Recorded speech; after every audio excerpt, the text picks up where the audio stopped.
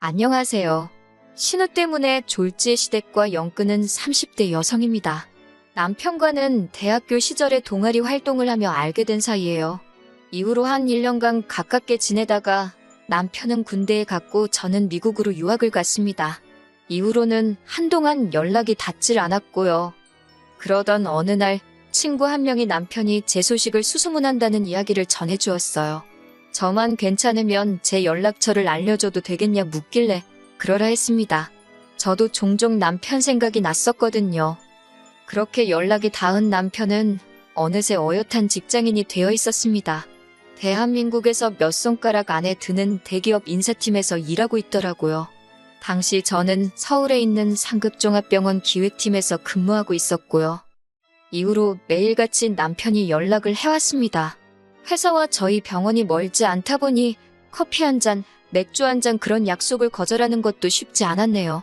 그래서 솔직히 한동안은 남편이 귀찮기도 했는데 남편은 눈치도 없는 사람 마냥 거의 반년을 한결같이 들이대더라고요.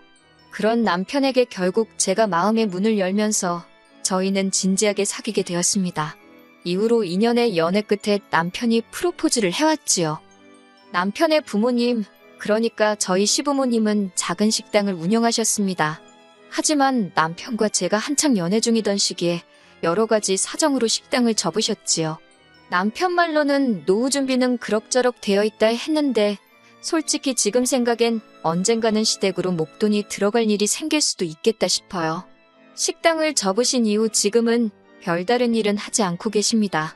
그나마 다행히도 월세 나오는 오피스텔 하나가 있어서 거기서 나오는 돈으로 그달그달 생활하고 계세요.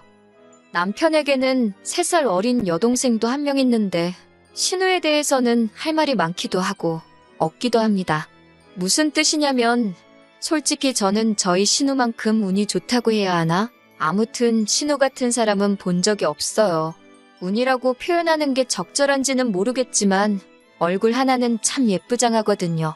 남편 말로는 손을 좀 봐서 그런 거라지만 원래도 예뻤으니 성형을 해서 더 예뻐진 거 아니겠어요?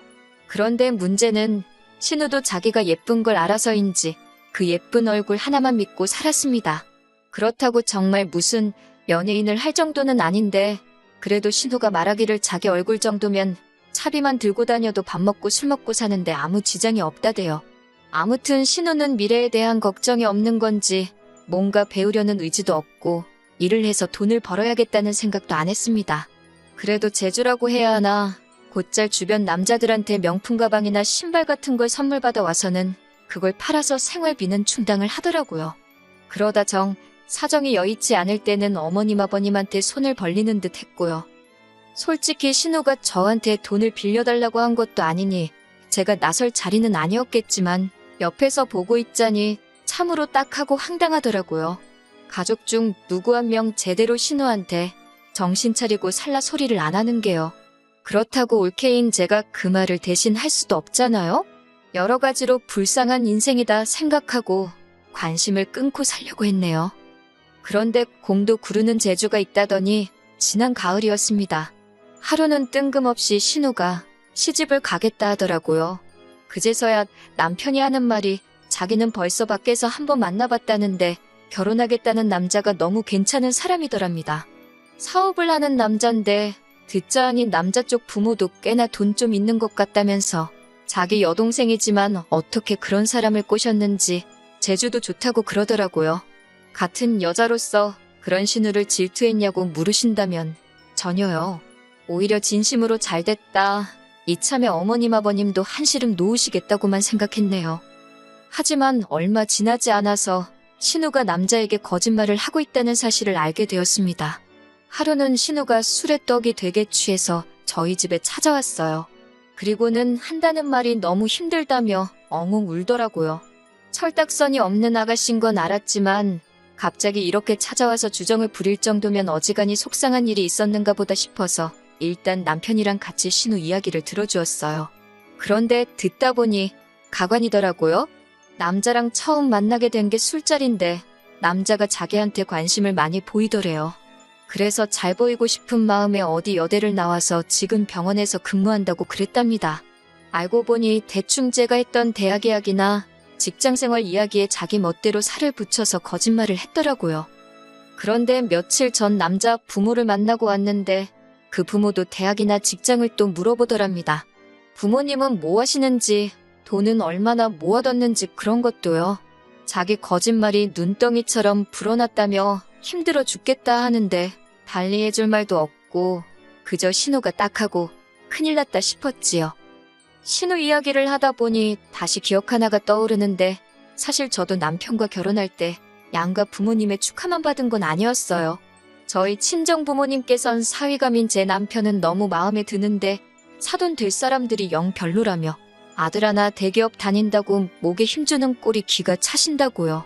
저희 부모님 입장에서 그런 말이 나올 만도 했던 게 어떻게든 조금이라도 더 도와주고 싶어 하셨던 친정부모님과 달리 시부모님께서는 지들 둘이 좋아서 하는 결혼에 부모가 뭐 도와줄 게 있냐며 둘이 알아서 하라고 하셨거든요.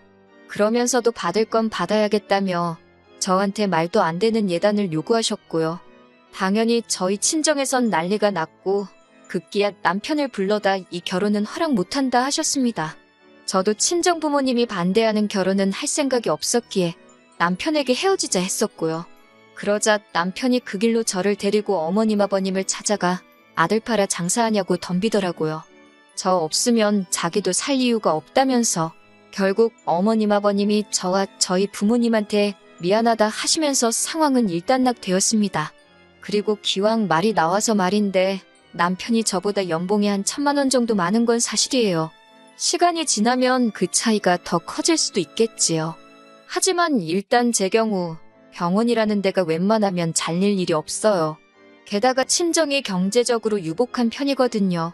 그래서 이래저래 따져보면 제가 손해면 손해지 절대로 남편이 손해보는 결혼은 아니었는데 그래도 어찌됐건 남편이 나서면서 양가 어른들도 한풀 꺾이셨고 이후로 저희 부부는 알콩달콩 잘 살고 있어요. 아무튼 저는 솔직히 신우가 자기가 한 거짓말을 감당하지 못하고 헤어지지 않을까 싶었어요. 그런데 이게 웬걸 얼마 전 신우가 상견례를 하기로 했답니다. 신우가 하는 말이 자기가 알아봤는데 일단씩만 올리고 나면 학벌이나 직장 속인 걸로는 이혼하기도 쉽지 않다고 하더래요. 솔직히 이때는 황당하기도 하고 신우가 좀 무섭기까지 하더라고요. 그렇지만 제가 무슨 정의의 사도도 아니고 신우의 결혼에 관해서는 실오라기 하나 얽히고 싶은 마음이 없었기 때문에 알아서 하겠거니 하고 내버려두는 쪽을 택했습니다. 신우의 상견례 날 신우가 저더러 같이 나가달랍니다. 학교나 병원 이야기가 나왔을 때 자기가 말실수라도 하면 어쩌냐고 저더러 옆에 있어달래요. 저는 그건 못한다 했습니다. 그렇게 하면 어찌 보면 공범이 되는 건데 제가 아가씨가 거짓말하고 다니는 것까지야 어떻게 막을 수가 없지만 그걸 도와줄 수는 없는 거라고요. 이것 때문에 저 시부모님한테 정말 욕을 바가지로 얻어먹었습니다. 신우가 좋은 사람 만나서 시집간다는데 신보가 고약하다는 둥, 질투하냐는 둥, 별의별 소리를 다 들었네요. 어머님이 저더런 네 친동생이었어도 그랬겠냐 하시는데 제 친동생이었으면 진작에 머리털 다 잡아 뽑아놨을 거라고 받아치고 나서야 잠잠해졌지요.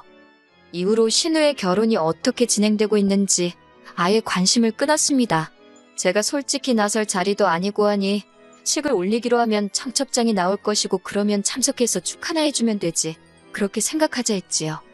그런데 하루는 신우가 다급하게 연락을 해왔습니다. 저희 병원에는 직원들에 한해서 소개로 오는 가족이나 지인들에게 60%의 병원비를 할인해주는 제도가 있어요. 예전에 어머님도 한번 혜택을 보셨기 때문에 남편은 물론이고 시댁 식구들 모두 그런 제도가 있다는 걸 알고 있지요. 그런데 신우가 갑자기 그걸 이야기하면서 자기 시어머니 되실 분이 저희 병원으로 가고 있다는 겁니다.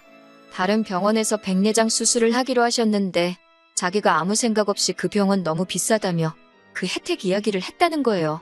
자기는 돈이 없으신 분도 아니고 해서 할인받자고 병원을 옮기실 줄은 몰랐다면서 그러면서 저더러 일단 제 이름으로 할인 좀 해달랍니다. 자기는 지금 지방이라서 병원에 쫓아와 볼 수도 없다고. 이게 무슨 말도 안 되는 상황인가 싶어서 황당하기 짝이 없더라고요. 무엇보다 그 2번의 혜택 중 이미 한 번은 연초에 쓴 상태였고 남은 한 번은 저희 이모가 쓰기로 되어 있었어요. 복잡한 치과 치료라서 돈이 많이 들기도 했고 그런 걸 떠나서 진작부터 이모한테 쓰게 해드린다고 약속해놓은 상황이었으니까요. 신우한테도 알아듣게끔 상황 설명을 했지만 신우는 막무가내였어요. 자기가 시어머니 될 사람한테 개망신 당하기를 바라냐면서. 저도 신우의 그런 태도에 화가 많이 났고 결국 개망신을 당해도 어쩔 수 없다. 내 입장에선 이모랑 한 약속이 더 중요하지. 이렇게 막무가내로 나오는 건 들어줄 수가 없다고 칼같이 선을 그었네요. 그리고 무엇보다도 아가씨 거짓말에는 조금도 얽히기 싫으니 와서 아가씨가 직접 해결을 하던지 하라고요. 그리고 결론부터 말씀드리자면 그 남자 쪽 어머니란 분 보통이 아니시더라고요. 이미 상황 파악을 다 했다며 신우를 통해 알려오길 병원에 백내장 수술하러 온다는 것도 핑계에 불과했고 사실은 신우가 진짜 병원에서 일을 하는지 확인하러 온 거였다대요. 그뿐만 아니라 신우가 나왔다고 한 대학교에 가서 졸업생 이름에 신우가 있는지도 확인하고 왔다고요. 여기까지 듣는데 저는 솔직히 소름이 다 끼치던걸요. 시어머니 될 사람이 내 뒷조사를 하고 다녔다니 상상만으로도 끔찍하잖아요. 하지만 신우는 그쪽에다 대고 왜 내 뒷조사를 하고 다녔냐고 제대로 따져보지도 못한 모양이었습니다. 그도 그럴 것이 신우가 벌려놓은 거짓말이 너무 많았으니까요. 솔직히 저는 오히려 그쪽에서 신우 머리채 안 잡은 게 용하다 싶대요. 이 일로 저는 또다시 시부모님한테 정말 욕을 있는 대로 들었습니다. 애시당초 신우가 거짓말을 했다는 사실은 아랑곳하지 않으시고 이 모든 게 마치 제가 신우한테 질투를 해서 협조를 안 해줘서 신우가 파혼당했다는 식으로 말이지요. 그러자 남편이 또 한 번 나서서는 어머님더러 부끄러운 줄 아시라고 소리를 지르대요. 딸이냐고 하나 있는 거 단속도 안 하고 지멋대로 살게 내버려 두실 때는 언제고 이제 와서 시집 못 가는 걸 누구 탓을 하냐고 말이에요. 그러면서 남편이 이제 자기도 전부 다 포기라고 악을 썼습니다. 어머님 아버님한테도 실망이고 신우도 동생만 아니면 욕을 퍼부어 주고 싶다며 다들 정신 차릴 때까지 연락하지 말라고요. 저는 솔직히 남편이 제가 하고 싶은 말을 다 해줘서 고맙기도 했고 끼어들기 싫어서 그냥 가만히 듣고만 있었습니다. 그러자 얼마 뒤 그렇게 저를 못 잡아먹어 안달이실 땐 언제고 어머님이 한번 만나자며 연락을 해오셨어요. 하신다는 소리가 저희 친정의 이야기에서 어디 격리 자리라도 하나 소개해주면 안 되냐입니다. 어이가 없어서 어머님께 신우한테 돈 관리를 맡기라니 고양이한테 생선을 맡기는 꼴이지 않냐고 되물었네요. 이후로 벌써 몇 달이 지났고 왕래는 없습니다. 가끔 신우가 죽는 소리 하느라 남편한테 전화는 하는 눈치더라고요. 그런데 남편의 단호한 태도를 제 눈으로 벌써 2번이나 봐서 그런지 별 걱정은 안 되네요. 앞으로도 남편만 믿으면서 살면 될 것 같습니다.